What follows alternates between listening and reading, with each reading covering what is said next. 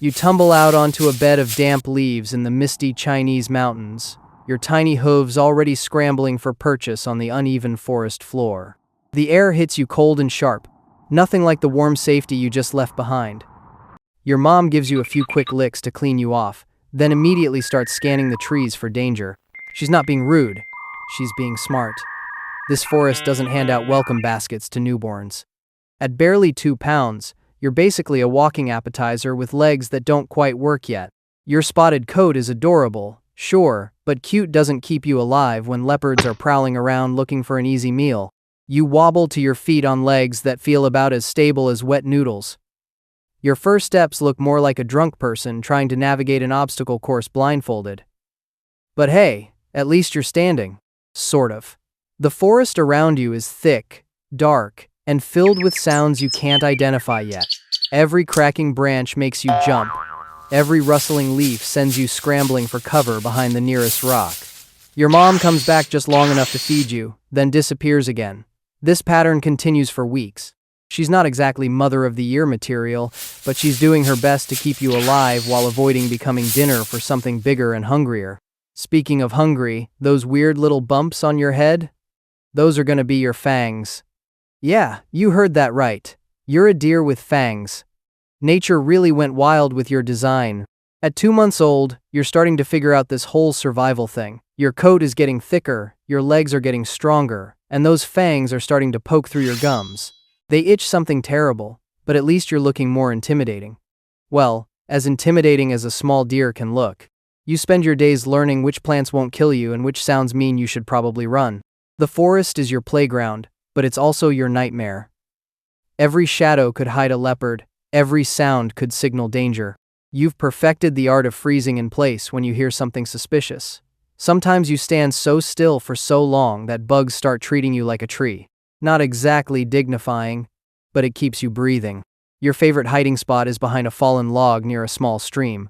The water masks the sound of your movement, and the log gives you cover. You've spent countless hours crouched there, watching other animals go about their business.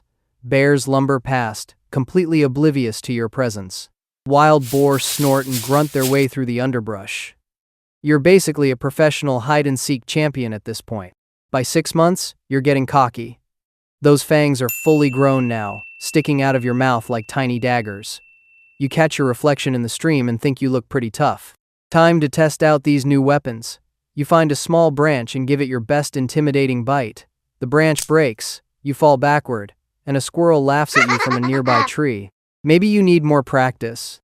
Your mom shows up less and less frequently now.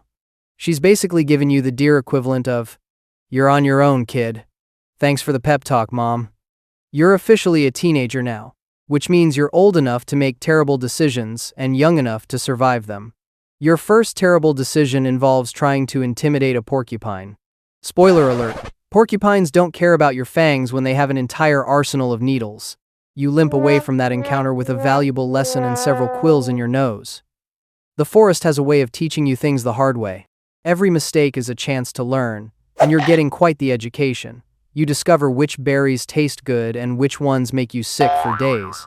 You learn that streams can be deeper than they look, and that wet fur takes forever to dry. Winter arrives with all the subtlety of a charging rhino. The temperature drops, snow starts falling, and suddenly finding food becomes a full-time job. Your thick coat helps, but it's not enough to make the cold comfortable. You spend most of your time digging through snow to find anything edible underneath. Your fangs, surprisingly, turn out to be useful for stripping bark from trees when everything else is frozen solid.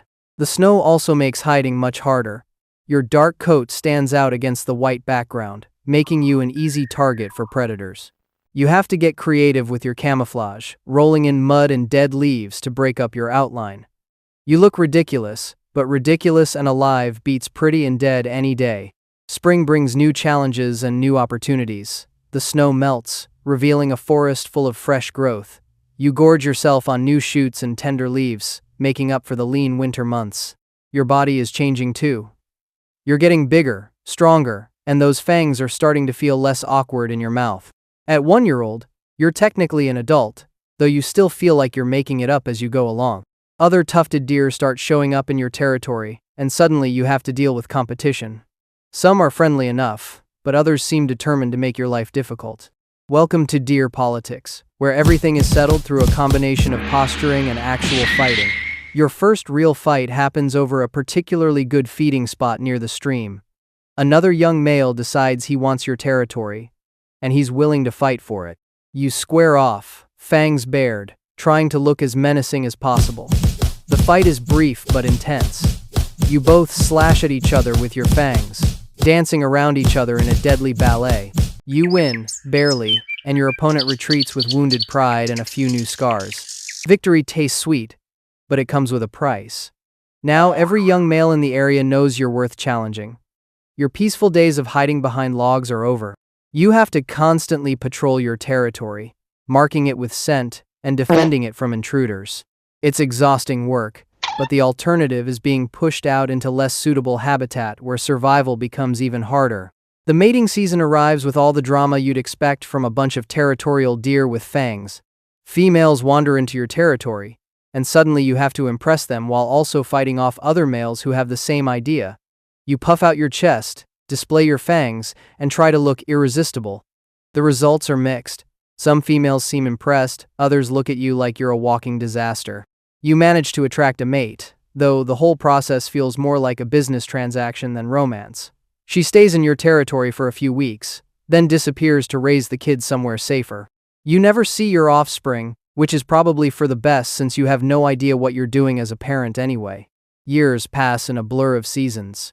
You perfect your survival skills, expand your territory, and somehow manage to avoid becoming dinner for the various predators that call the forest home.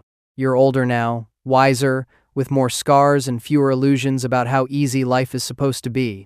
At 8 years old, you're middle-aged by tufted deer standards. Your reflexes aren't quite as sharp as they used to be, and those young challengers are getting harder to defeat. You've held your territory for years, but you can feel the tide turning. One morning, you wake up to find a young buck standing in your favorite feeding spot, bold as brass, daring you to do something about it. The fight that follows is your hardest yet. Your opponent is younger, faster, and hungrier than you are. You give it everything you have, using every trick you've learned over the years. But in the end, youth wins out. You retreat, bloodied and defeated, to the edges of what used to be your domain. Now you're a wanderer again, searching for unclaimed territory in a forest that seems fuller of competitors than ever before. Your fangs are still sharp, your will to survive still strong, but you know your best days are behind you. You find a small patch of forest near a rocky outcrop, not prime real estate but quiet and peaceful. On a crisp autumn morning, you're grazing near your new home when you hear a familiar sound.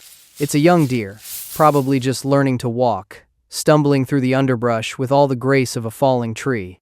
You watch as it trips over its own feet and tumbles into a pile of leaves, looking around confused and slightly embarrassed. For a moment, you remember being that young and clueless, and despite everything you've been through, you can't help but smile. That little guy has no idea what he's in for, and honestly, maybe that's for the best.